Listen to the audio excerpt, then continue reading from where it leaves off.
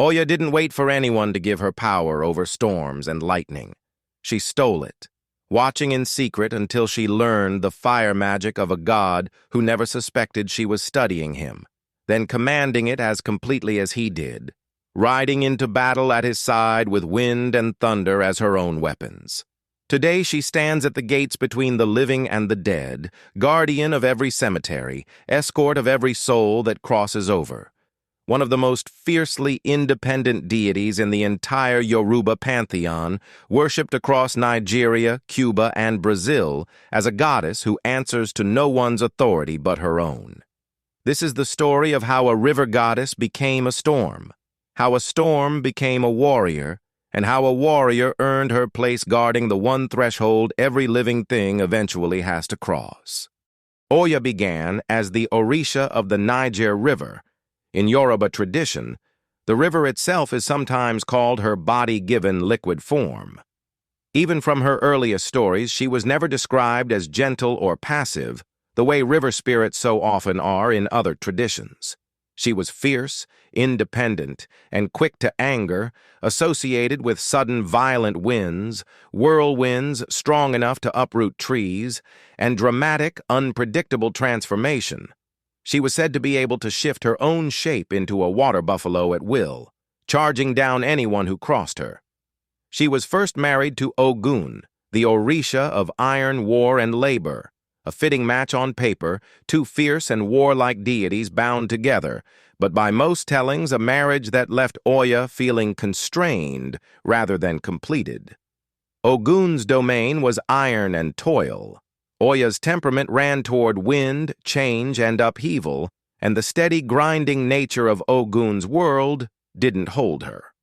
Everything changed when she encountered Shango, the Alafin of Oyo, master of thunder and fire, a god whose reputation for raw, uncontrollable power matched something in her that had never been satisfied by Ogun's steady discipline.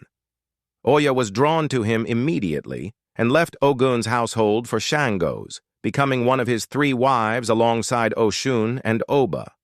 But Oya had no intention of being merely a wife standing beside a powerful husband. She wanted the power itself.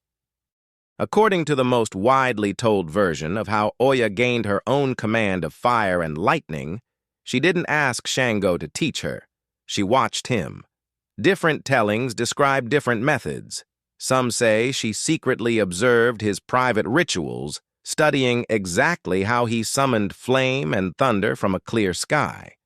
Others say she learned it more directly, persuading Shango himself, or one of his other wives, to reveal the secret behind his power until she understood it completely, in a way even Shango hadn't fully anticipated. Once she had it, she didn't hide it. Oya began commanding lightning and violent storms as fluently as her husband did, no longer the goddess of a river and its winds, but a goddess who could summon the same devastating fire from the sky that had made Shango feared across the entire Oyo Empire. Where his fire was often described as sudden and punishing, hers carried the specific violence of the whirlwind, storms that didn't just strike, but uprooted, scattered, and transformed everything they touched.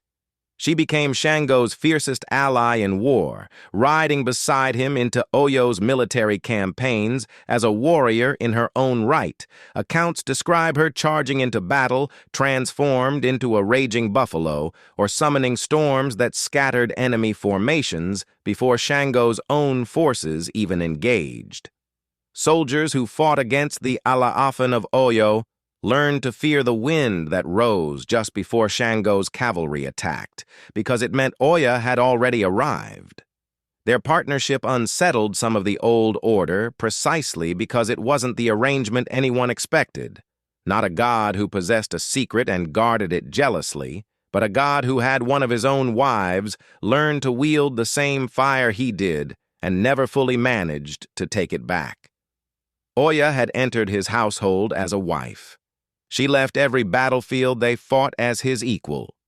When Shango's obsession with proving his own invincible mastery over lightning finally caught up with him, the catastrophic day his own palace burned, his family killed by the very fire he'd spent his reign perfecting, Oya was there for the unraveling that followed.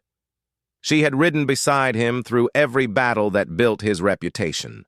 Now she watched the same power that had made him feared turn on the people he loved most, and watched Oyo's own chiefs abandon him in the wreckage. Different tellings handle what happened next differently.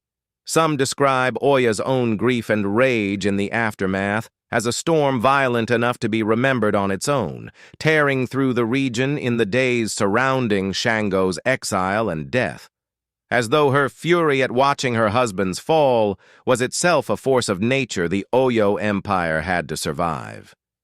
She had learned fire from him to stand as his equal in life. In the wreckage of his fall, that same fire became something else entirely. Grief, with nowhere left to be directed at the man who'd caused it, since he was already gone. What emerged from that period was a transformed Oya. Not simply the goddess of storms and battles she'd been at Shango's side, but a deity whose fury and grief had pushed her into much closer relationship with death itself. She had ridden into human wars.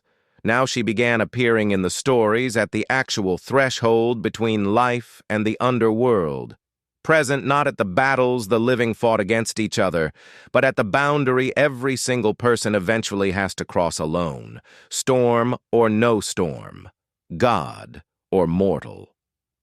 The goddess who had once stolen fire to stand beside a king was becoming something the king himself had never been. The one who waits at the door everyone eventually walks through. In Yoruba tradition, Oya is remembered as the orisha who stands guard at the gates of the cemetery, Igbale, the sacred burial grounds. And at the marketplace, two spaces the Yoruba consider linked, places of constant transition where things and people cross from one state into another, whether that's goods changing hands or a soul leaving the body behind. She's associated with the sudden, violent wind that Yoruba tradition says precedes death, the whirlwind that announces a spirit is about to cross over, whether anyone in the room is ready for it or not. She's often depicted alongside the Egungun masquerade tradition, the ceremonies through which ancestors are honored and believed to return temporarily among the living, dressed in elaborate cloth and moving in ways only the wind itself seems to explain. Where other orisha govern love, iron, or wisdom, Oya governs the exact moment of transformation, the whirlwind that doesn't ask permission before it arrives. Her association with buffalo horns persists in her iconography today, along with the number 9.